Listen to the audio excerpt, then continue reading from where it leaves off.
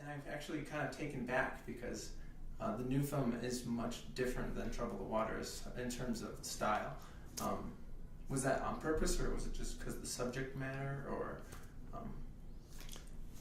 Yeah, I think every film deserves its own treatment. It's a different story. We're different 5 years later after Trouble the Water, and it's a different time. So, yeah, I think you'll see our voice, in both films. There's some interesting moments where you'll see the filmmaking voice is very similar, though stylistically it's quite different. But rather, Trouble the Water was sort of an intimate journey with a couple of characters taking us through their lives after Katrina. This was much more wide-ranging, this film. But at the same time, we tried to take you close and intimate into, America's heartland. Right. I felt like when I was watching it, I felt like it was much closer to, stylistically, to your work with Michael Moore.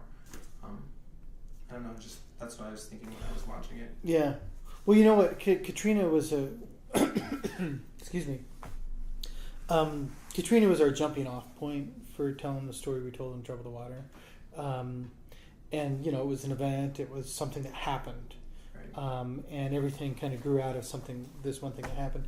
This film, it's happening right now. And as we were going, there was more and more and more material.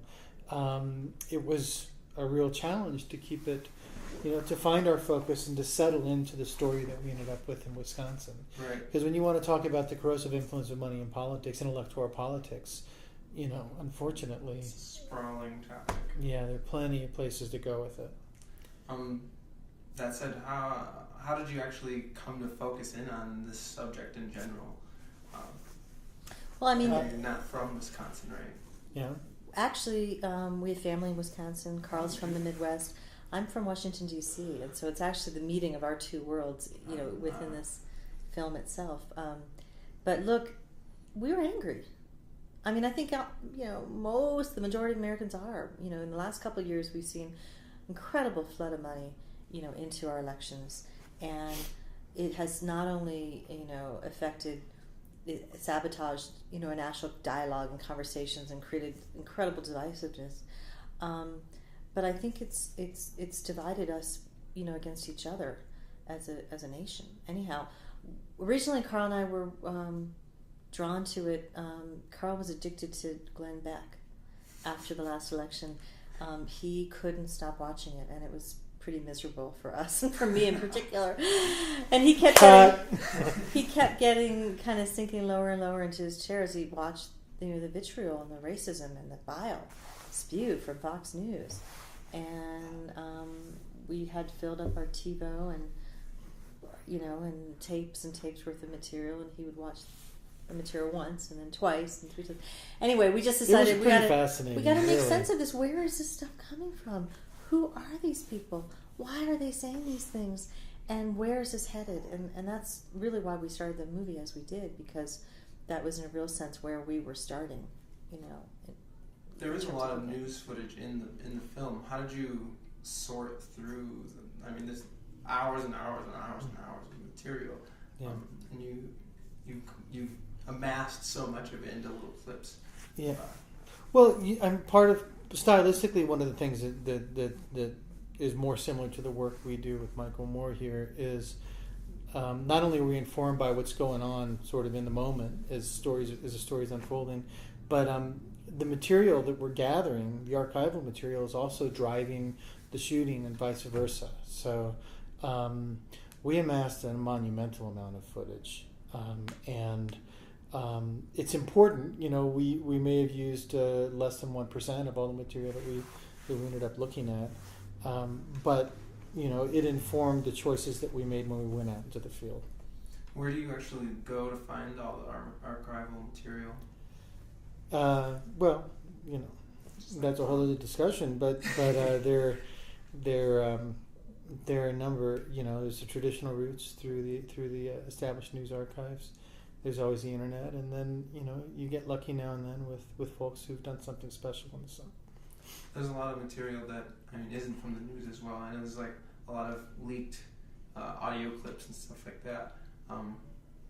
Was it hard to get a hold of some You know of what that we stuff? tried to do with this film, both with our own shooting and with some of the material that we gathered, is to take it behind closed doors, and to help you listen in on things that most of us are shut out of. And reading about it is one thing, but hearing it and seeing it, is something a film can do and bring you in on. So we went to places in the making of this film, that we never expected to get into, and we witnessed things and we heard things that we were surprised by, in a good way, because it's always good to be surprised. But we felt that we had to, use our access to share that access with the audience. And I don't know, some of it's quite shocking. Some of it it's predictable. Some of it's quite shocking what's said behind closed doors. We had a woman after a screening yesterday that you were at the Egyptian Theater come up to me, and I had been talking about being kicked out of one of the Cope events. In the statement I saw that I was going to ask about that actually. Yeah. How did that happen? Well, I was kicked out, but this woman after the screening came up to me. She said, you were kicked out. I was a paid guest. I was there at that conference, and I'll tell you what, all the things you're saying they are doing is absolutely true. And they are engaged in a state-by-state strategy. That is where their focus is, and you've got that right. And we knew, we suspected we had it right. It was nice to have that confirmation. I asked her if she'd take me the next time, and she's thinking about it. But anyhow, it's interesting. That sounds completely bizarre to have been kicked out of this event that you were invited to. I wasn't invited to. No. I was a paid hotel guest, and I overstayed so I could join, and they didn't even, all the Hermes silk and all the Gucci bag, swag in the world didn't sell me as, one of them. So. Darn. Yeah. So in the film, you focus in on these three kind of normal Republican people who are angry as well. How did you end up finding these people? I know you have a nurse and a librarian, and the prison guard. The prison guard. Well, they're if not angry, they're at least conflicted.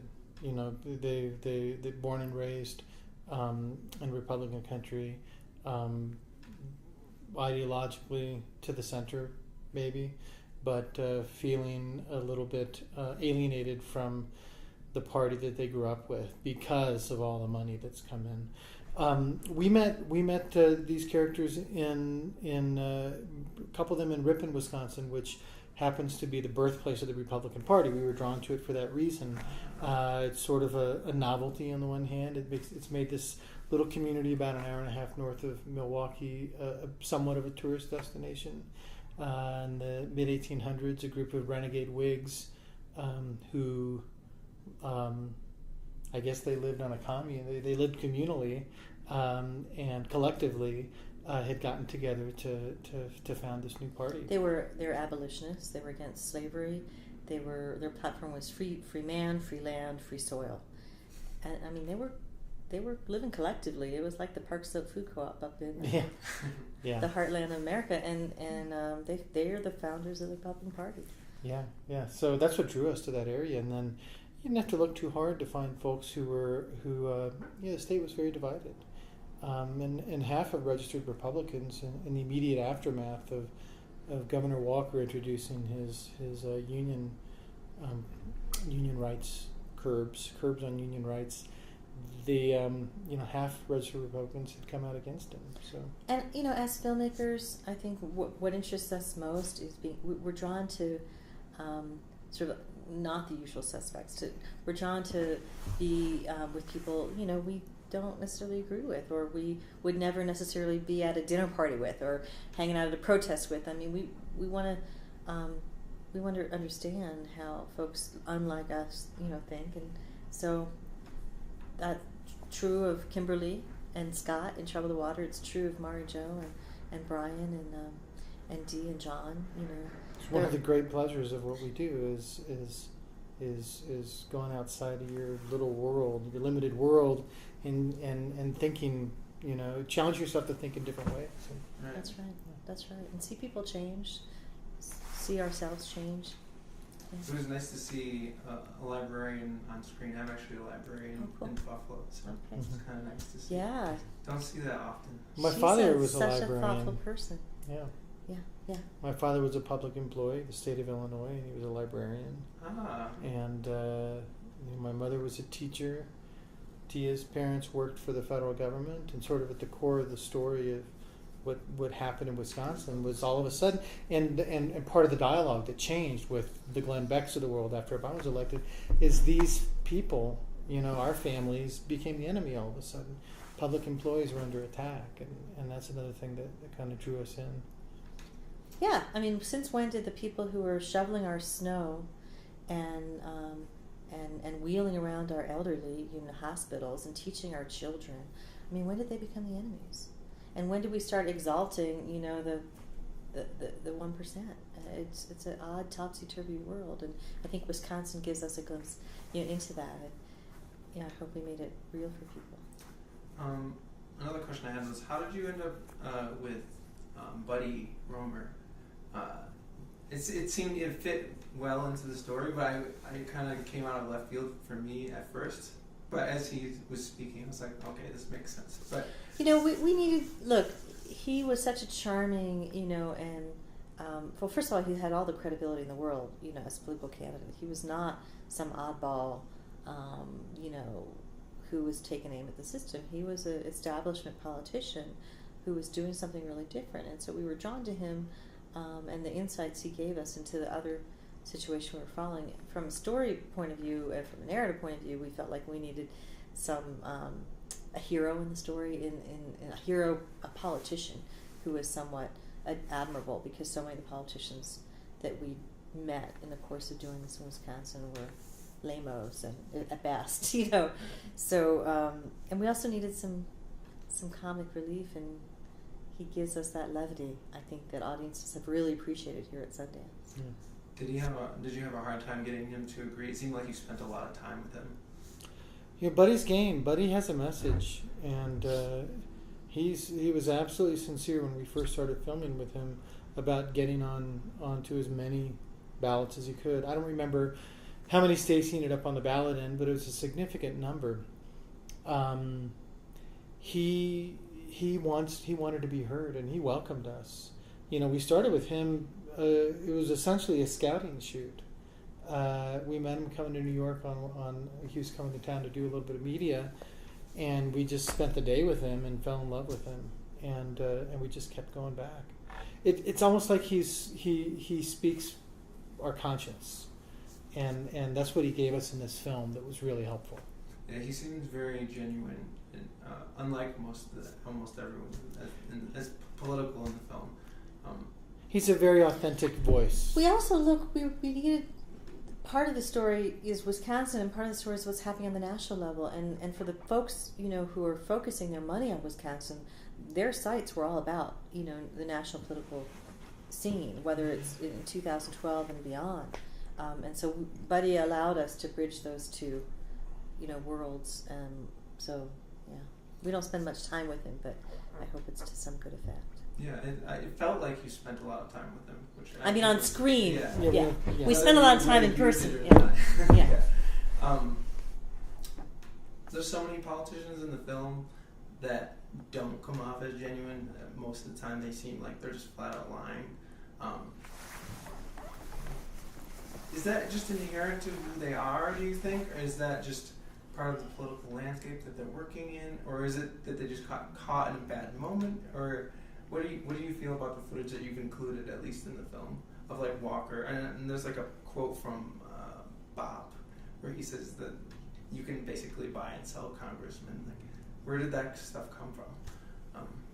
I mean, I think they're very cynical politicians. Bob is not a politician; he's a political operative.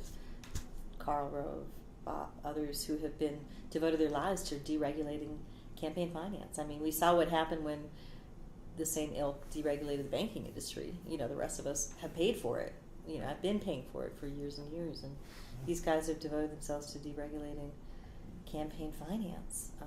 And we might have dodged a bullet in this last election, but this is going to haunt us, for years to come. So I don't know where. I think they're very cynical. They're strategists, and they may. I think the frustration for us is that they couch, the Citizens United decision as it's all about free speech, when the exact opposite, seems to be playing out in real life. That all this money is really just stifling, or at least diluting the speech of all the rest of us. So, yeah. I think they also just, on some level, they just want to be in the room with the chosen ones, with the billionaires, with the people, who the kingmakers, the folks who are amassing all of this power through their wealth. They're amassing all this political power, and I think they're just drawn to that. They want to be in the room. It's scary.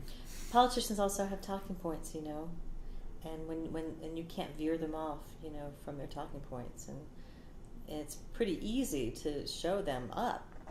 I think most broadcast journalists, don't want to do that. They don't want to alienate. They don't want to lose access to these guys. Right. As documentary filmmakers, we're allowed to ask the hard questions and push these people, and hopefully hold them to account in some ways more freely than folks whose jobs or bread and butter jobs depends on the very access that these politicians give them. There's plenty of moments in the film where, I don't know if it's you guys asking or if it's some other archived footage of an interviewer asking them, like, how much did this company pledge? And they just keep stating the same, chosen phrase that they're been okay to say. No, that was us. That was us. You? Yeah. There's a whole bunch of moments throughout the film like that, and it's so awkward. But it makes the point. Yeah. Well, it's interesting. A lot of people don't ask the right questions, and there's a reason. In Wisconsin, it was hard to get access to the governor, and if you fall out of favor, then you don't have anything to put on your broadcast that night. So we found that was a difference, a privilege that we had. We had nothing to lose by asking those hard questions, and we could even tell that some of the local journalists were grateful that they didn't have to do it. That's true. At the screening last night, I felt like people really enjoyed the film. They got a lot out of it, but they were confused by the title, I think. I know you kind of meant it as kind of a cheeky kind of thing. Do you think that's going to hurt the film? Or I hate the kind of titles that documentary filmmakers often choose for their films that are so literal and are so medicinal. And what happened to poetry? What happened to humor? What happened to, I think fiction filmmakers have it right. They get to, have some poetic license, and you get drawn in, and you don't expect a film called 0 Dark 30 to be about a bunch of numbers, right? Or, I don't know. Like, there's a certain license that I think fiction filmmakers are given by audiences, and we expect the same thing. I think documentary filmmakers who basically name their film, I don't want to, in a way that just gives the whole thing away, I think it's too bad. But Citizen Coke, we love the title. It's the Cokes are people, they're corporations, they're citizens. They're among the wealthiest of and they're also, they have one vote like the rest of us. So this is all the issues, all the themes that come up in the film, and that title in some ways encapsulates that. But I guess for people expecting a biography of Charles and David Koch, they will be disappointed. Maybe that'll be a DVD extra, though. I was questioning, or I wasn't questioning, I was thinking, did you try to talk to the Koch brothers? Well, we showed up. They don't give interviews, but we did talk to the proxies, and you see some of that in the film. Generally, they're generally accessible, depending on the context of where you ask. There's one clip in the film with a younger guy who interviews him on the street or something. Where did you find that? There is. Well, Li Fang is a great investigative journalist who's done a lot of the work on that film that we didn't make. I mean, not on the film, but he's done a lot of this great investigative work the A to Z of who the Koch brothers are and where they come from and what they're doing. And Lee did that on the opening day of the first Congress, first convening of the new Congress after the 2010 election. And he just happened to bump into David Koch on Capitol Hill, who was making the rounds. And I suppose could only speculate what he was doing, if not going to shake the hands of the folks who he'd sent to Washington. Yeah, it's scary. Random though. Yeah. Yeah. Lucky. No, we're I think the world's a better place for Lee having done that interview and shot it and made it available to us. Well, it works well within the context of the film. I'm curious, there's so much happening in this film. What is your editing process like? I know you have a different editor than you used the last time. Lisa Pellatella, is that how you say it? She's a great editor, lovely person. Our process is we shoot, we edit, we shoot more, we edit. You know, our editing informs, you know, the story. So in some, you know, we were doing some of that at the same time.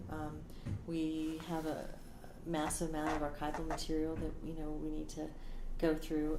But we, you know, Carl and I, you know, figure out the story and the structure, and we work together with Lisa, you know, as a team. I think one of the greatest things about documentary filmmaking is much of it, you know, much of the story gets honed in the edit room, you know, and for non-scripted films, that can be really exciting because you can go in many different directions. So, yeah, we have verite film, you know, verite scenes in our film. We have some traditional talking heads in the film. It was a Herculean task to amass it all, to make it work, you know, together. And we really salute Lisa for what she's done with us. What's your favorite part of the process from just making the idea of this is what we're going to do to editing to whatever? Well, you have to love the activity of what you do, and along with that comes with uncertainty, not knowing what the story is, figuring out the story, being willing to take risks, being able to devote every free moment to something that you're not sure where it's going to go, where it's headed. So you kind of have to enjoy that. But if I had to pick a favorite part of it, it's the finishing part of the process.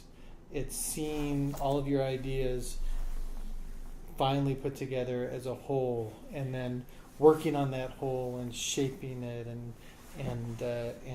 even the technical finishing of it, which is where you see what's been in your head and what you've been living with for a year or more just kind of come and become its own thing. And every small change is an enormous change, you know, and you know when you've got your fine cut together, and you can really see it, you know, come to life. How long was the process for filming this or putting it together? About 2 years in the making. Yeah, not long by, you know, some standards. People who were devoting 13, 14 years to telling stories. Others, you know, we made Fahrenheit with Michael in less than a year. So, yeah, believe it or not, does that blow your mind? I'd say 2 years with some extended periods of thinking, sort of. And fundraising, yeah. Important things. Yeah. So what are your kind of hopes and dreams for what happens with the film now that it's being seen? We want people to see it. That's a big hope. Has you worked out distribution yet, or are you kind of still working on that? Actually, we had a pirate in the Egyptian theater screening, which we felt was pretty lucky because it'll go far and wide. You know, we're flattered by that, but the festival shut them down. So that's unfortunately, so funny. to your viewers, I've never heard of someone actually trying to do that here. Yeah. No, I mean we're considering all of our options right now. One thing that we're certain we're going to do is make sure that the film is accessible and able to be used by folks who are doing a lot of organizing around these issues. Look, I mean, we're filmmakers. We work really hard to craft a story and to bring, you know, people to screen someone else is going to do the job, hopefully, of getting what we've done out there in the world, and we'll help in ways we can. But ultimately, your audience is going to have to demand, to see it. I think, and hopefully, we'll get it out there in many shapes and forms. All right. Well, just as a last question, do you have anything you're working on right now? Thinking about working on? We do, but we're not talking about it quite yet. But thank you. I look forward to it. Thank you guys for speaking with me. It's been good. Thank you so much. Appreciate your singer. I really hope you.